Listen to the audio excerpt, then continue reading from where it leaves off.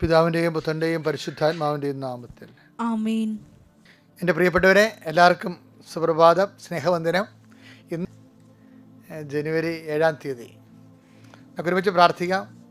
അമ്മേ, പരിശുദ്ധ അമ്മേ, അമ്മേ പരിശുദ്ധമ്മേ, ദേവമാതാവേ, ദൈവമാതാവേ, അന്ന് അങ്ങ് കൃപാസനത്തിൽ പ്രത്യക്ഷപ്പെട്ട് വരാൻ പോകുന്ന മഹാദുരന്തത്തിൽ നിന്ന് രക്ഷപ്പെടാനും എല്ലാവർക്കും വേണ്ടി പ്രാർത്ഥിക്കുവാനും ആവശ്യപ്പെട്ടിട്ട് 20 വർഷം കഴിയുന്ന ഈ വേളയിൽ കൃപാസനത്തിലൂടെ ഞങ്ങൾക്കും ഞങ്ങളുടെ ഈ ദേശത്തിന് അങ്ങ് മധ്യസ്ഥം തേടി തന്ന എല്ലാ അനുഗ്രഹങ്ങൾക്കും കൃപകൾക്കും ഞങ്ങളിപ്പോൾ ഹൃദയം നിറഞ്ഞ നന്ദി പറയുന്നു.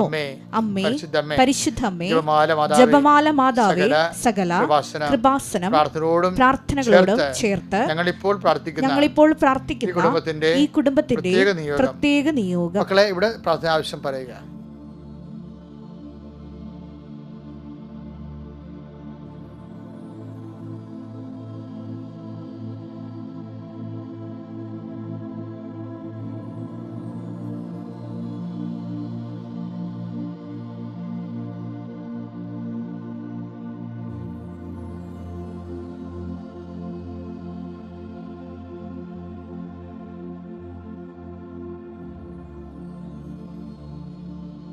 അമ്മയുടെ പ്രത്യക്ഷീകരണത്തിന്റെ ഈ ദ്വാദശക വേളയിൽ ഞങ്ങൾക്ക് സാധിച്ചു തരുവാൻ കനിയണമേ. ആമേൻ. വിശ്വാസ പ്രമാണം. സർവശക്തനായ പിതാവും ആകാശത്തിന്റെയും ഭൂമിയുടെയും സൃഷ്ടാവുമായ ദൈവത്തിൽ ഞാൻ വിശ്വസിക്കുന്നു. അവിടുത്തെ ഏകപുത്രനും ഞങ്ങളുടെ കർത്താവുമായ ഈശോ മിശിഹായിലും ഞാൻ വിശ്വസിക്കുന്നു. ഈ പുത്രൻ പരിശുദ്ധാത്മാവിനാൽ ഗർഭസ്ഥനായി കന്യകാമറിയത്തിൽ നിന്ന് പിറന്ന് പൊന്തിയോസ് പീലാത്തോസിന്റെ കാലത്ത് പീഡകൾ സഹിച്ച് കുരിശിൽ തറയ്ക്കപ്പെട്ട് മരിച്ച് അടക്കപ്പെട്ട് പാതാളങ്ങളിൽ ഇറങ്ങി മരിച്ചവരുടെ ഇടയിൽ നിന്ന് 3-ാം നാൾ ഉയർത്ത് സ്വർഗത്തിലേക്ക് എഴുന്നള്ളി സർവശക്തിയുള്ള പിതാവായ ദൈവത്തിന്റെ വലതുഭാഗത്തിരിക്കുന്നു. അവിടെ നിന്ന് ജീവിക്കുന്നവരെയും മരിച്ചവരെയും വിധിക്കുവാൻ വരുമെന്നും ഞാൻ വിശ്വസിക്കുന്നു. പരിശുദ്ധാത്മാവിലും ഞാൻ വിശ്വസിക്കുന്നു. വിശുദ്ധ കത്തോലിക്കാ സഭയിലും പുണ്യവാന്മാരുടെ ഐക്യത്തിലും പാപങ്ങളുടെ മോചനത്തിലും ശരീരത്തിന്റെ ഉയർപ്പിലും നിത്യമായ ജീവിതത്തിലും ഞാൻ വിശ്വസിക്കുന്നു. ആമേൻ. സ്വർഗ്ഗസ്ഥനായ ഞങ്ങളുടെ പിതാവേ, അങ്ങയുടെ നാമം പൂജിതമാകണമേ. അങ്ങയുടെ രാജ്യം വരണമേ. അങ്ങയുടെ തിരുമനസ് സ്വർഗത്തിലെ പോലെ ഭൂമിയിലും ആകണമേ. അന്നു വേണ്ടുന്ന ആഹാരം ഇന്ന് ഞങ്ങൾക്ക് തരണമേ. ഞങ്ങളോട് തെറ്റ് ചെയ്യുന്നവരോട് ഞങ്ങൾ ക്ഷമിക്കുന്നത് പോലെ ഞങ്ങളുടെ തെറ്റുകൾ ഞങ്ങളോടും ക്ഷമിക്കണമേ. ഞങ്ങളെ പ്രലോഭനത്തിൽ ഉൾപ്പെടുത്തരുതേ, തിന്മയിൽ ഞങ്ങൾ രക്ഷിക്കണമേ. ആമേൻ. കർത്താവ് അങ്ങയുടെ കൂടെ സ്ത്രീകളിൽ അങ്ങ് അനുഗ്രഹിക്കപ്പെട്ടവളാകുന്നു. അങ്ങയുടെ ഉദരത്തിൻ ഫലമായി ഈശോ അനുഗ്രഹിക്കപ്പെട്ടവനാകുന്നു. പരിശുദ്ധ മറിയമേ, തമ്പുരാന്റെ അമ്മേ, പാപികളായ ഞങ്ങൾക്ക് വേണ്ടി ഇപ്പോഴും ഞങ്ങളുടെ മരണസമയത്തും തമ്പുരാനോട് അപേക്ഷിക്കണമേ. ആമേൻ. പ്രിയപ്പെട്ടവരെ, വളരെ സുന്ദരമായൊരു മുഹൂർത്തത്തിലേക്ക് നാം പ്രവേശിക്കുകയാണ്. കർത്താവിൻ്റെ നാമത്തിൽ ഈ ദിവസത്തെ സമർപ്പിക്കുന്നു. ഇത് മനോഹരമായ ഒരു സംഭവമാണ്. കാര്യം, അതാ ദിവസങ്ങളിലെ അതിരാവിലെ കർത്താവിൻ്റെ കൈപിടിച്ച് എഴുന്നേറ്റ് മാതാവിൻ്റെ കൈപിടിച്ച് നടക്കാൻ കഴിയണത് എന്തൊരു അനുഗ്രഹമാണ്. വിശ്വസിക്കുന്നവർക്കും ചിന്തിക്കുന്നവർക്കും ഇത് അപാരമായ ഒരു ആധ്യാത്മികതയാണ്. ശിരസ് നമിച്ച കൈകൾക്കൊപ്പി നമുക്ക് പ്രാർത്ഥന അനുഗ്രഹം പ്രാപിക്കാം. അച്ഛൻ്റെ കൂടെ പ്രാർത്ഥിക്കാവുന്നതാണ്. അമ്മേ, പരിശുദ്ധ അമ്മേ, അമ്മേ പരിശുദ്ധമ്മേ, ദൈവമാതാവേ, അമ്മയുടെ പ്രത്യക്ഷീകരണത്തിന്റെ അടയാളങ്ങള് ഓരോ ദിവസവും ഞങ്ങൾ കണ്ടുകൊണ്ടിരിക്കുന്നു. അമ്മേ പരിശുദ്ധമ്മേ, ഇപ്പോൾ ലോകം മുഴുവനും ശിരസ്സ് നമിച്ച് കൈകൾ കൂപ്പി ഈ സുപ്രഭാതത്തിൽ അങ്ങയുടെ വലതുകരത്തിന്റെ ആണിപ്പഴുതാർന്ന അത്ഭുതകരത്തിന്റെ ആശീർവാദം സ്വീകരിക്കുന്ന നിമിഷങ്ങളെ ഓർത്ത് നന്ദി പറയുന്നു. Hallelujah, hallelujah, hallelujah. എന്റെ കർത്താവിന്റെ ഉന്നതമായ നാമത്തിൽ സഭയുടെ അധികാരത്തിൽ കുരിശിന്റെ അടയാളത്തിൽ ദൈവശക്തിയായി ഞാൻ മക്കളെ ആശീർവദിക്കുന്നു. നിങ്ങളുടെ യാത്രകള്, ജോലികള്, ഇന്ന് ഏർപ്പെടുന്ന ഉദ്യമങ്ങള്, ഉദ്യോഗങ്ങള്, നിങ്ങളുടെ സഞ്ചാരങ്ങള്, നിങ്ങളുടെ ഇടപെടലുകള്, നിങ്ങളുടെ ഉത്തരവാദിത്തങ്ങള് എല്ലാം പരിശുദ്ധ ദേവമാതാവിനെ ഏൽപ്പിക്കുന്നു. കർത്താവേ, ഈ സുപ്രഭാതത്തിൽ അങ്ങയുടെ ദിവസനിധിയിൽ നിന്നുകൊണ്ട് കർത്താവ് അങ്ങയുടെ ദിവസം അങ്ങയുടെ നാമത്തെ മഹത്വപ്പെടുത്തിക്കൊണ്ട് ഞങ്ങളുടെ ജീവിത യാവനകൾക്ക് വേണ്ടിയുള്ള ഞങ്ങളുടെ യാത്രകളിൽ കർത്താവെ നീ സഹയാത്രികനാകണമെന്ന് പ്രാർത്ഥിക്കുന്നു. കർത്താവ്, മക്കളെ ഓർത്ത് വേവലാതി കൊള്ളുന്ന മാതാപിതാക്കന്മാരും പരീക്ഷയെ ഓർത്തും ജീവിതത്തെ ഓർത്തും മക്കളെ വേദനിക്കുന്ന മക്കളെയും അങ്ങയുടെ ദിവസനെ സാധിച്ച് പ്രാർത്ഥിക്കുന്നു. എൻ്റെ കർത്താവ്, നിന്റെ വിശുദ്ധ പൗരോഹിത്യത്തെ നീ മഹത്വപ്പെടുത്തണം. എൻ്റെ കർത്താവ് സഭയിലുള്ള സാന്നിധ്യം പ്രകടമാക്കണം. 38 വർഷം അർപ്പിച്ച കൃപാന്റെ ബലികളെ കൃപാസ്ഥാനത്താരെ ജീവനോടെ പ്രത്യക്ഷപ്പെട്ട പരിശുദ്ധ അമ്മയുടെ മാധ്യസ്ഥതയിൽ അവിടെ നടന്ന 10,000-കണക്കിന് ആരാധന ശക്തിയാൽ ഈ കുടുംബങ്ങളെ നീ ആശീർവദിക്കണം. ഇന്നത്തെ ഉദ്യമങ്ങളെ നീ ആശീർവദിക്കണം. രോഗികളെ നീ ആശീർവദിച്ച് സൗഖ്യപ്പെടുത്തണം. കർത്താവ് ഓരോരോ കോൺട്രാക്റ്റുകൾ കരാറുകളിലൊക്കെ ഏർപ്പെട്ടിരിക്കുന്നവർ അവർക്ക് നിർണായകമായ ദിവസമായിരിക്കാം ഇന്ന് കർത്താവ്. അങ്ങനെ സാന്നിധ്യം ഉണ്ടാകണം. രജിസ്ട്രേഷൻ പോണവരുണ്ട്, ഓരോരോ പരീക്ഷകൾ, പഠനങ്ങൾ, പറമ്പുകൾ ഒക്കെ രജിസ്ട്രേഷൻ പോകുന്നവരുണ്ട്. അതിനെല്ലാം മംഗളപരമായിട്ട് മനോഹരമായിട്ട് നടക്കാൻ ഇടയാക്കുന്ന കർത്താവ്. സ്ഥാവര ജംഗമ വസ്തുക്കൾ, വീട്ടിന് ആവശ്യമായ കാരണങ്ങൾ, വീട്ടിൽ വളർത്തുന്ന മൃഗങ്ങൾ, അതുപോലെ തന്നെ വീട്ടിലെ ഉപകരണങ്ങൾ ഇങ്ങനെയൊക്കെ പർച്ചേസിന് പോകുന്നുണ്ട്.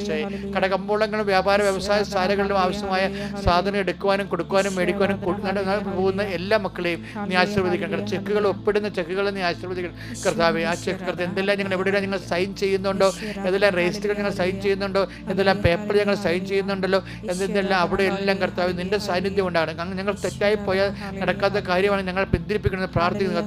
നടക്കുന്ന കാര്യമാണ് കർത്താവ്. എത്രയും വേഗം കാലപിടിപ്പും കൂടെ കർത്താവ് അത് നിറവേറ്റാൻ ഇടയാക്കണം പ്രാർത്ഥിക്കുന്നു. എൻ്റെ കർത്താവിൻ്റെ ഉന്നതമായ നാമത്തിൽ കർത്താവ് പരസ്പരമുള്ള സംസാരങ്ങൾ, ചർച്ചകൾ, തീരുമാനങ്ങൾ, ഇന്നെടുക്കുന്ന ഓരോ കാര്യങ്ങളെയും കർത്താവ് അങ്ങ് ഏറ്റെടുക്കണം പ്രാർത്ഥിക്കുന്നു കർത്താവ്. ഇന്നെടുക്കുന്ന കർത്താവ് ഒന്നും കണ്ടല്ല, ആരെയും കണ്ടല്ല, അങ്ങേ മാത്രം കണ്ടുകൊണ്ട് ചില ആൾക്കാർ എഗ്രിമെന്റ് ചെയ്യുന്നുണ്ട്, ചില ആൾക്കാർ വ്യവസ്ഥ പറയുന്നുണ്ട്, ചില ആൾക്കാർ ചില ഡേറ്റുകൾ ഫിക്സ് ചെയ്യുന്നുണ്ട്. അവരെല്ലാവരും കർത്താവിന്റെ ദൃശ്യം സംബന്ധിച്ച് പ്രാർത്ഥിക്കുന്നു. എൻ്റെ കർത്താവിൻ്റെ ഉന്നതമായ നാമത്തിൽ സഭയുടെ അധികാരത്തിൽ കുരിശിന്റെ അടയാളത്തിൽ ദൈവത്തിന്റെ ശക്തിയെ ഇടിച്ചിറങ്ങി കർത്താവിന്റെ ശക്തി നിനക്ക് ആവശ്യിക്കട്ടെ. കർത്താവ് വിശുദ്ധ പൗരോഹിത്യത്തെ മഹത്വപ്പെടുത്തണമേ. സഭയിലുള്ള സാന്നിധ്യം പ്രകടമാക്കണമേ. എൻ്റെ കർത്താവിൻ്റെ ഉന്നതമായ നാമത്തിൽ സഭയുടെ അധികാരത്തിൽ കർത്താവിൻ്റെ വിശുദ്ധമായ രക്തത്താൽ നിങ്ങൾ തളിക്കപ്പെടട്ടെ. മാരകമായ രോഗങ്ങൾ, തീരാവേദികൾ, ജീവിത ദുരിതങ്ങൾ, ഹൃദയത്തിൻ്റെ ഭാരങ്ങൾ, ഡിപ്രഷൻ ബാധിച്ച മാനസിക അവസ്ഥകളെല്ലാം യേശുക്രിസ്തു നാമത്തിൽ എല്ലാ പ്രശ്നങ്ങളും മഞ്ഞുപോലെ ഉരുകി കർത്താവ് കാറ്റുപോലെ കടന്നു പോകട്ടെ. എൻ്റെ കർത്താവിൻ്റെ ഉന്നതമായ നാമത്തിൽ നിങ്ങൾ സുഖപ്പെടുകയും നിങ്ങളെ ഇന്ന് ബാധിക്കുന്ന മുഴുവൻ വിഷയങ്ങൾ പരിശുദ്ധയുടെ മാധ്യസ്ഥ ഏൽപ്പിച്ചുകൊണ്ട് ഈശോയ്ക്ക് ഏൽപ്പിച്ചുകൊണ്ട് ദൈവത്തിൻ്റെ സ്തുതികൾ അർപ്പിക്കുന്നു. യേശുവെ സ്തോത്രം, യേശുവെ നന്ദി. എൻ്റെ കർത്താവിനുമായ നാമത്തിൽ സഭയുടെ അധികാരത്തിൽ കുരിശിൻ്റെ അടയാളത്തിൽ ദൈവത്തിൻ്റെ ശക്തികൾ ഇന്നത്തെ ദിവസത്തിൽ മക്കളെ ഈശോ ആശീർവദിക്കുകയും കൃപാസനത്തിലെ സാക്ഷ്യങ്ങൾ പറയുന്ന പോലെ വലിയ സാക്ഷ്യങ്ങൾ പറയാൻ ദൈവം നിങ്ങൾക്ക് അടയാളം നൽകി അനുഗ്രഹിക്കുകയും ചെയ്യട്ടെ. എൻ്റെ പ്രിയപ്പെട്ട, നമ്മളിന്ന് വായിക്കുന്നത് നമുക്കറിയാമല്ലോ പ്രിയപ്പെട്ടവരെ, അതായത് നമ്മളെ ഓരോ ദിവസവും ആത്മാവിലും ആത്മീയതയിലും ക്രിസ്തുവിലും വളരണമെന്നാണ് ദൈവം ആഗ്രഹിക്കുന്നത്. നമ്മുടെ കോശങ്ങൾ തന്നെയാണ്. ഇന്നലെ എത്രയോ പുതിയ കോശങ്ങൾ രാത്രി ഉണ്ടായല്ലേ. ഞങ്ങളുടെ നാട്ടിലൊക്കെ ആൾക്കാർ ഈ കായലിലൊക്കെ വീശാൻ പോകുന്നൊക്കെ ഉറക്കം നിൽക്കേണ്ടി വരും. ഉറക്കം നിന്നൊക്കെയാണ് വീശണത്, അല്ല വീശണത്. അവർ 100 ഗ്രാം ഈന്തപ്പഴം മേടിച്ചിട്ട് പോകും. അപ്പം ഞാൻ ഇടയ്ക്ക് ഒരു ദിവസം വീശി കഴിഞ്ഞ് വന്ന ആൾക്കാരുടെ കണ്ടുമുട്ടിയപ്പോൾ ഞാൻ രാത്രി കഴിച്ചതിൻ്റെ ബാക്കി ഈന്തപ്പഴം ഞാൻ മടിയിൽ മീൻപിൻ്റെ കാശും കൊണ്ട് വരികയാണെന്ന്. പ്രിയപ്പെട്ടവരും അടുപ്പമുള്ളവർക്ക് വേണം, ഇടവക്കാരാണ്. നല്ല ചെയ്ത് ഈന്തപ്പഴം കൊണ്ടുപോയി. ഞാൻ ഈന്തപ്പഴം എന്തിനാണ് പറഞ്ഞു, ഈന്തപ്പഴം രാത്രി ഉറക്കം നിൽക്കുമ്പോൾ കുറേ ബ്ലഡ് നമുക്ക് നഷ്ടപ്പെടത്തില്ലേ. അപ്പോൾ ഈ പാവപ്പെട്ട മനുഷ്യർക്ക് എന്തുമാത്രം കൃത്യമായിട്ട് കാര്യങ്ങൾ അറിയാമെന്ന് നോക്കിയേ. അപ്പോൾ രക്തം ഉണ്ടാകാൻ വേണ്ടി ഈന്തപ്പഴം രാത്രി കഴിക്കുമെന്ന് ഞാൻ ബേസ് ദൈവം നിങ്ങൾ അനുഗ്രഹിക്കട്ടെ. എനിക്കത് പുതിയ അറിവായി കിട്ടി. അപ്പോൾ നമ്മളെ സംബന്ധിച്ചിടത്തോളം നമ്മുടെ കോശങ്ങളും അതുപോലെ ബ്ലഡും ഒക്കെ നഷ്ടപ്പെടുമ്പോൾ തിരിച്ച് നമുക്കത് ലഭിക്കണ്ടേ. അപ്പം അതുകൊണ്ട് തന്നെ ആധ്യാത്മികയിൽ ഇതുപോലെ കോശ വളർച്ചയുണ്ട്. ആധ്യാത്മിക കോശം എപ്പോഴും ഇപ്പോൾ കരിസ്മാറ്റിക് കാലങ്ങളിൽ ആൾക്കാർ കല്യാണമൊക്കെ കഴിക്കാൻ വേണ്ടി മകളെയൊക്കെ ഞാൻ കല്യാണം ഒത്തച്ചാൽ പെണ്ണിൻ്റെ അപ്പനൊരു പ്രാർത്ഥനക്കാരനാണെന്ന് പറയും. അപ്പോൾ ഞാൻ പ്രാർത്ഥനക്കാരനാണ്. അങ്ങനെ പുതിയൊരു ഒരു വർഗം ഉണ്ടാകുകയാണ്. അപ്പോൾ എന്താ സംബന്ധിച്ചാൽ അയാൾ പ്രാർത്ഥനയ്ക്ക് നടക്കുന്നയാളാണെന്ന് വീടുകളിലൊക്കെ പ്രാർത്ഥിച്ച്. പക്ഷേ എന്താ പ്രോബ്ലം വെച്ച് കഴിഞ്ഞാൽ പ്രാർത്ഥനയേക്കാൾ പ്രധാനപ്പെട്ടതാണ് ആദിമസഭയിൽ പ്രബോധനങ്ങൾ. പ്രാർത്ഥന ഒരു ഘട്ടമാണ്. നമ്മൾ സാധാരണ വിശ്വാസി, പ്രാർത്ഥനയുള്ള ആൾ, സാക്ഷ്യപ്പെടുത്തുന്ന ആൾ, അതിനുശേഷം പിന്നീട് നമ്മൾ പ്രബോധിപ്പിക്കുന്നവരായിട്ട് മാറും. നമുക്ക് ആ വചനം എടുക്കാം. അതായത് ഞാൻ ഉദ്ദേശിച്ചെന്നറിയാം, നിങ്ങൾ ഏത് നിലവാരത്തിലുണ്ടായാലും ഇന്നലത്തെ ആധ്യാത്മികത ഇന്ന് പറ്റത്തില്ല. ഇന്ന് കുറച്ചുകൂടി വളർച്ച ദൈവദൃശ്യനെ കാണിക്കുമ്പോഴാണ് വിശ്വാസം നീതീകരിക്കുന്നത്. 6:1 എടുത്ത് ഹെബ്രായ ലേഖനം. അതിനാൽ ക്രിസ്തുവിന്റെ വചനത്തിന്റെ പ്രഥമ പാഠങ്ങൾ. അപ്പൊ ക്രിസ്തുവിന്റെ വചനത്തിൽ പല പാഠങ്ങൾ ഉണ്ടെന്ന് അർത്ഥം. പ്രഥമ പാഠങ്ങൾ പിന്നിട്ട് നമുക്ക് പക്വതയിലേക്ക് വളരാം. അപ്പോൾ പ്രഥമ പാഠങ്ങളിൽ കുറച്ച് പ്രാർത്ഥനയും നമസ്കാരവും ഒക്കെ ആയിരിക്കും. ഇപ്പോഴും ആൾക്കാർക്ക് നമസ്കാരവും പ്രാർത്ഥനയും മാത്രമേ ഉള്ളെങ്കിൽ നിങ്ങൾ ഇതിൻ്റെ അകത്തൊരു 4ാം ക്ലാസ്സുകാരനാണ്, അല്ല 4ാം ക്ലാസ്സുകാരത്തിയാണ്. പിന്നെ എന്താണ്? പക്വതയൊക്കെ വളരാൻ. എങ്ങനെ വളരണമെന്നാണ് പറയണത്? 1 കൊരിന്ത്യർ 14:26 എടുത്തേ. നിങ്ങൾ സമ്മേളിക്കുമ്പോൾ ഓരോരുത്തർക്കും ഒരു സങ്കീർത്തനമോ സാരോപദേശം എന്ന് പറയുന്നത് പ്രബോധനമാണ്, ഉപദേശിക്കുക. അത് കൗൺസിലിംഗ് ആണ് ഉദ്ദേശിക്കുന്നത്. അതായത് ഇപ്പോൾ ഇന്ന് കൃപാസനത്തിൽ ഒരു അച്ഛൻ രാവിലെ കുർബാനയിൽ പറഞ്ഞു, കേരളത്തിൽ കഴിഞ്ഞ കൊല്ലവും 2023 9,000 പേര് ആത്മഹത്യ ചെയ്ത്, 2024 10,000 പേര് ആത്മഹത്യ ചെയ്തെന്ന് പറയുന്നത്. അപ്പോൾ എന്നെ പ്രശ്നം വെച്ച് കഴിഞ്ഞാൽ ഏറ്റവും ആവശ്യമായി വന്നിരിക്കുന്നത് കൗൺസിലിംഗ് ആണ്. ആദിമസഭയിൽ അത് ഉണ്ടായിരുന്നു. നമ്മൾ ഇന്നിപ്പോൾ കൗൺസിലിംഗ് അച്ഛന്മാരെയും കന്യാസ്ത്രീയും ബ്രദേഴ്സിനെയും ഒക്കെ ഏൽപ്പിക്കുക, അങ്ങനെയല്ല. നമ്മൾ ഓരോരുത്തരും ആ വചനം വായിച്ച് നിങ്ങൾ ഹെബ്രായർ 5:12 വായിച്ച് നോക്കിയേ. ഇതിനകം നിങ്ങളെല്ലാവരും പ്രബോധകരാകേണ്ടിയിരുന്നവരാണ്. അതാണ് സംഭവം, പ്രബോധകരാകേണ്ടിയിരുന്നവരാണ്. അതായത് സഭ വളരുമ്പോൾ ഇതുപോലെയുള്ള എല്ലാ വിഷയങ്ങൾക്കും ആ വളർച്ച, ജനങ്ങൾ വ്യത്യസ്തമായ സാഹചര്യങ്ങളല്ലേ ഇപ്പോൾ പോണത്. ആ സാഹചര്യങ്ങൾക്കെല്ലാം ഈ ധ്യാനകേന്ദ്രങ്ങൾക്ക് എന്തുമാത്രം മനുഷ്യനെ ആത്മഹത്യയിൽ നിന്ന് രക്ഷപ്പെടുത്തിയെന്നറിയാമോ?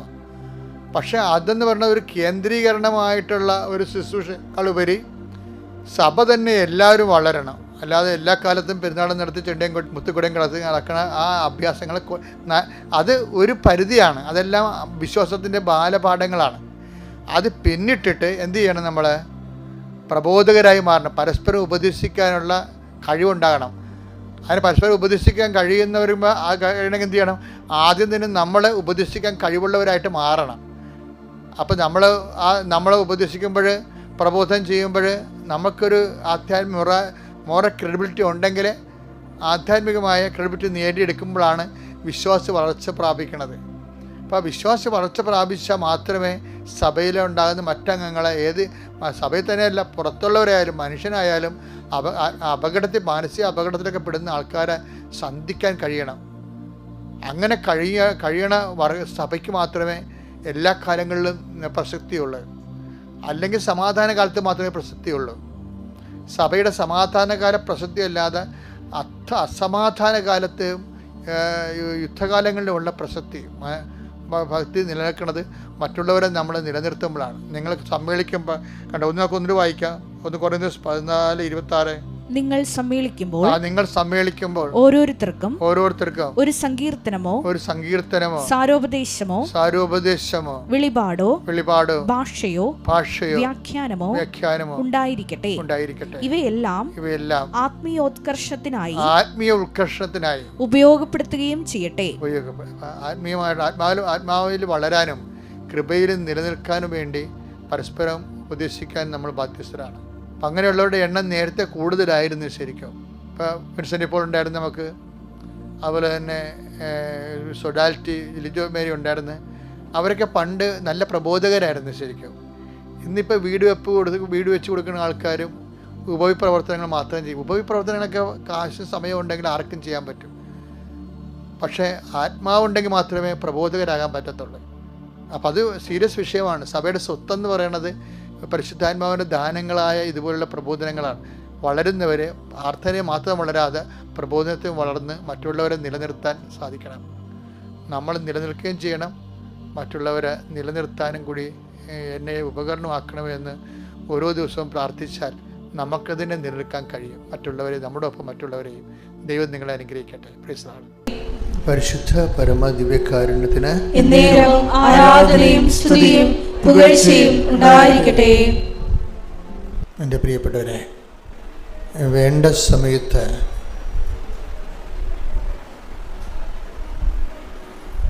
കരുണയും കൃപാവരവും ലഭിക്കുന്നതിനായി നമുക്ക് കൃപയുടെ സിംഹാസനത്തെ സമീപിക്കാം. ഉടമ്പടി ജീവിതവുമായി ബന്ധപ്പെട്ട പ്രധാനപ്പെട്ട ഒരു വെളിപാട് വചനമാണിത്.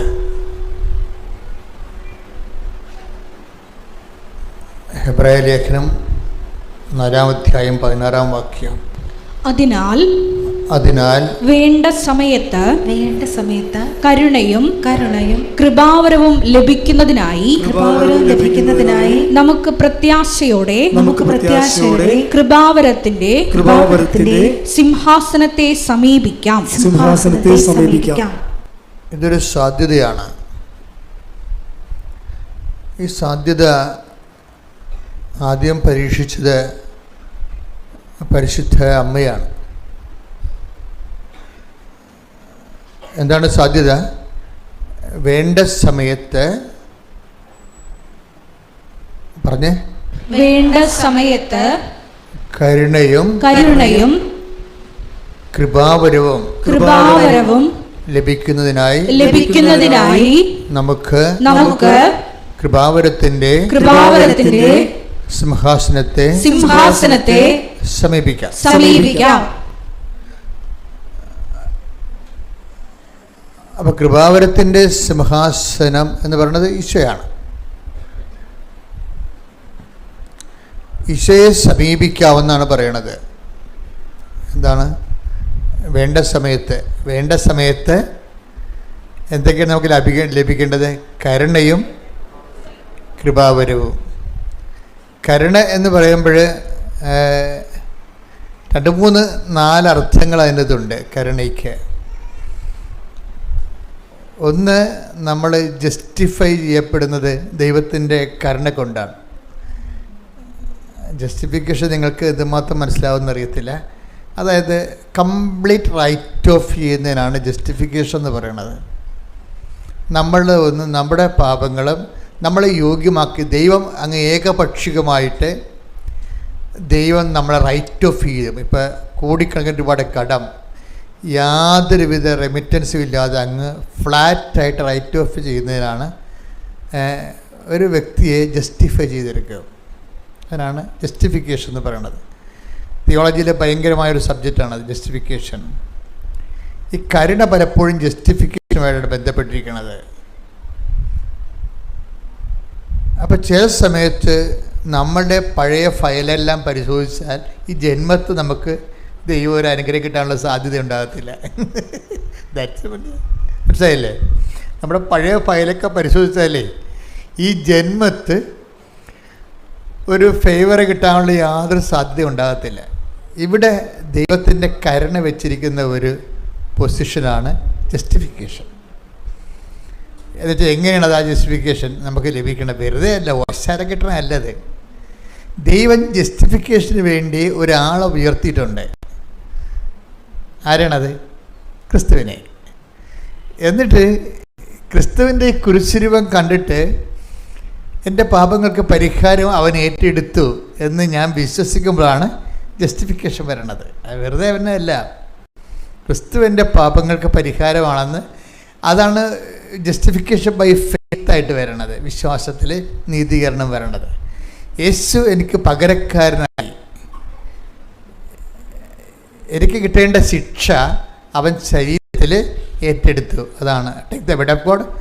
ശരീരത്തെ ശിക്ഷ വിധിച്ചു. റോമ 8:3 ശരീരത്താൽ ബലഹീനമാക്കപ്പെട്ട നിയമത്തിന് അസാധ്യമായത് ദൈവം ചെയ്തു. അവിടുന്ന് തന്റെ പുത്രനെ പാപപരിഹാരത്തിനു വേണ്ടി പാപകരമായ ശരീരത്തിന്റെ സാദൃശ്യത്തിൽ അയച്ചുകൊണ്ട് പാപത്തിന് ശരീരത്തിൽ ശിക്ഷ വിധിച്ചു. അതിനെ കുരിശുരൂപം ഇങ്ങനെ വെച്ചിരിക്കണത്. ഇപ്പം എല്ലാ മിക്ക കത്തോലിക്ക റീത്തുകളിലും കുരിശുരൂപം ഇങ്ങനെ രൂപത്തോടെ കാണിക്കും. ചില സഭകളിൽ കുരിശ് മാത്രമേ കാണിക്കത്തുള്ളൂ. ഓർത്തഡോക്സ് സഭയിലൊക്കെ കുരിശ് പീഡാനുഭവം അനുഭവിച്ച പഞ്ചക്ഷതങ്ങളെ കാണിക്കും, മുൾക്കിരീടത്തെ കാണിക്കും, തിരുവിലാലും മുറിവ് ഇങ്ങനെ തുറന്നു കിടക്കണ കാണിക്കും. എന്താ കാര്യം? ഇത് കണ്ടുകൊണ്ടാണ് അവന്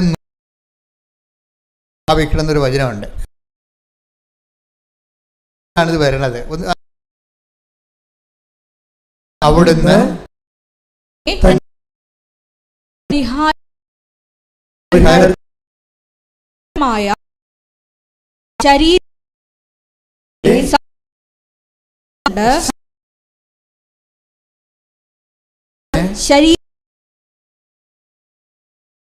വിധിച്ചു.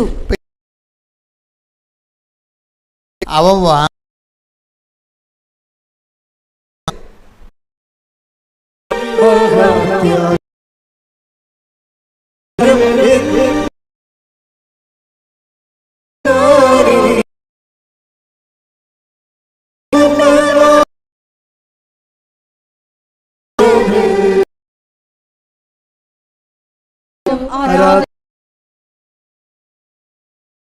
പരമ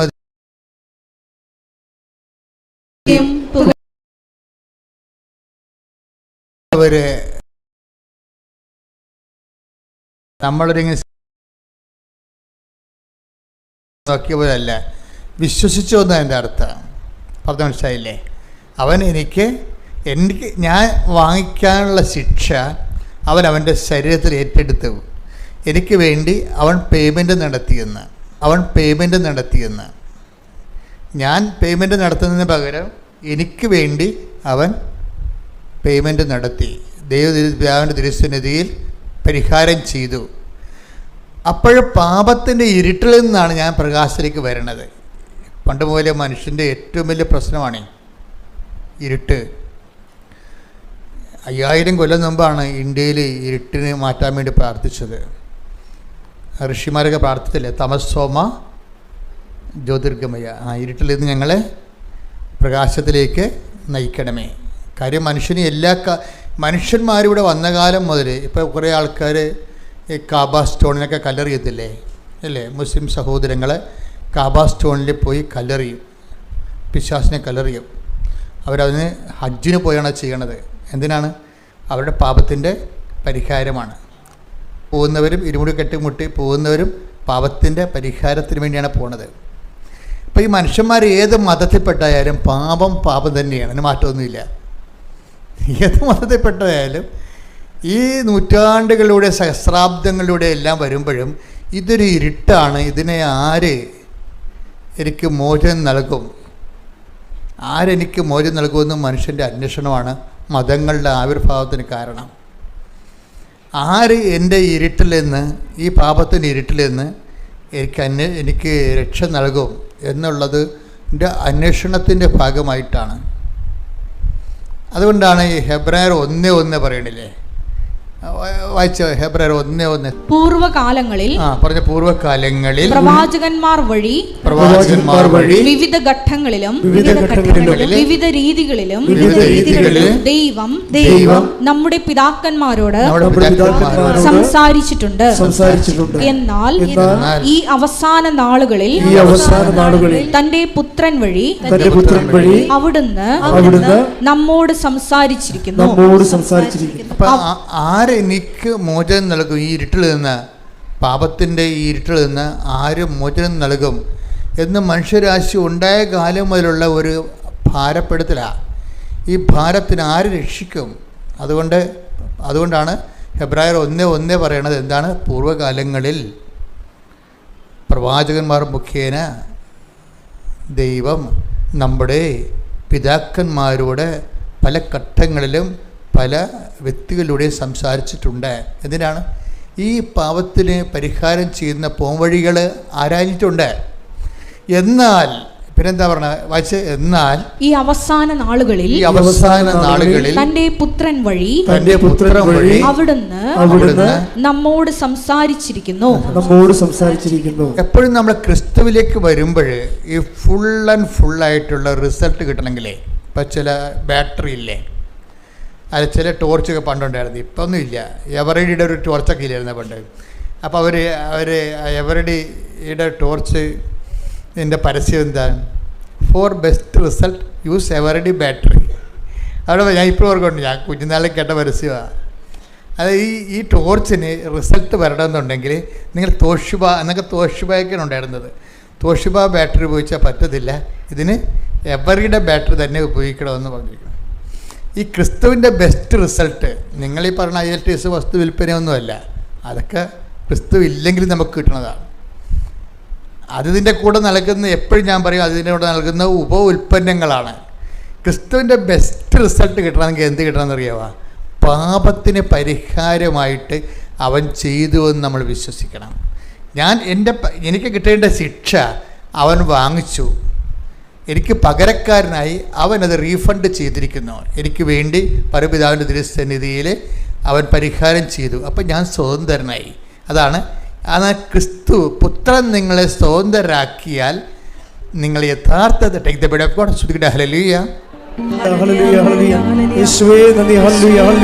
യോഹന്നാൻ 8:36. അതുകൊണ്ട് പുത്രൻ നിങ്ങളെ സ്വതന്ത്രരാക്കിയാൽ നിങ്ങൾ യഥാർത്ഥത്തിൽ സ്വതന്ത്രരാകും. അപ്പൊ ഒന്നിനു പറഞ്ഞേ, പുത്രൻ നിങ്ങളെ സ്വതന്ത്രരാക്കിയാൽ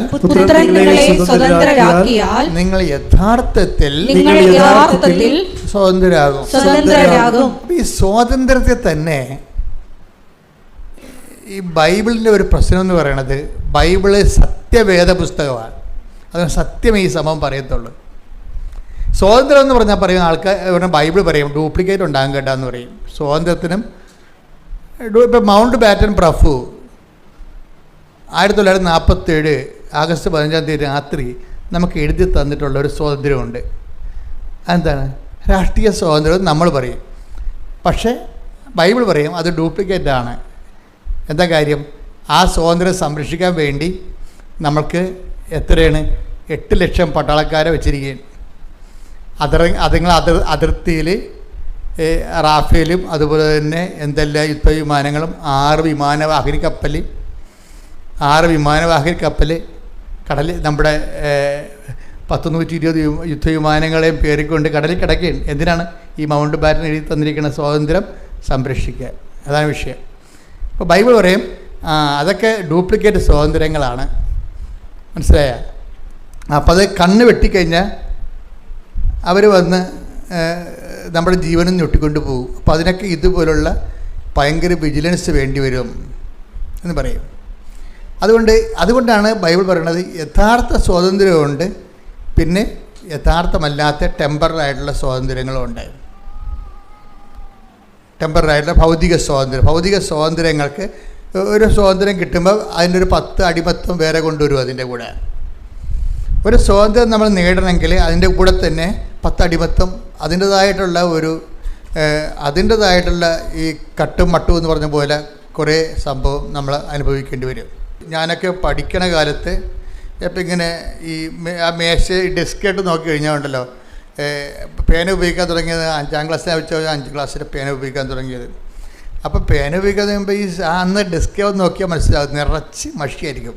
എന്താ കാര്യം? ഈ പില്ലറിൻ്റെ പേന കൊണ്ട് നിറപ്പിച്ചിട്ട് ഇത് കണക്ക് എഴുതിക്കൊണ്ടിരിക്കുന്ന സമയത്ത് തെളിയ സംഭവം. പിന്നെ എന്ത് ചെയ്യും? ഉടനെ കുടയാണ് ഇവിടെ കൊടുക്കുന്നത്, താഴെയും കുടയും ഡെസ്കേലും കുടയും. ഇപ്പം ഡെസ്കെല്ലാം വൃത്തിയാണ്. എന്താ കാര്യം? ആ നിബ് പേനയുടെ കാലം കഴിഞ്ഞു. അന്ന് അതേ ഉണ്ടായിരുന്നുള്ളൂ, അത് നമ്മൾ യൂസ് ചെയ്തു. പിന്നീടാണ് ബാൾ പെൻ വന്നത്. ഇപ്പം പുടച്ചൊന്നുമില്ല.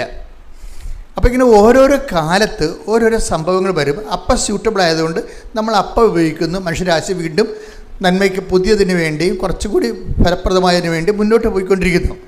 ഇങ്ങനെ ഒരു കൊണ്ടുപോക്കിലെ സ്വാഭാവികമായിട്ട് വെച്ച് മാറൽ ഇങ്ങനെ കാലത്തിലൂടെ ഇങ്ങനെ വെച്ച് മാറൽ നടന്നുകൊണ്ടിരിക്കും.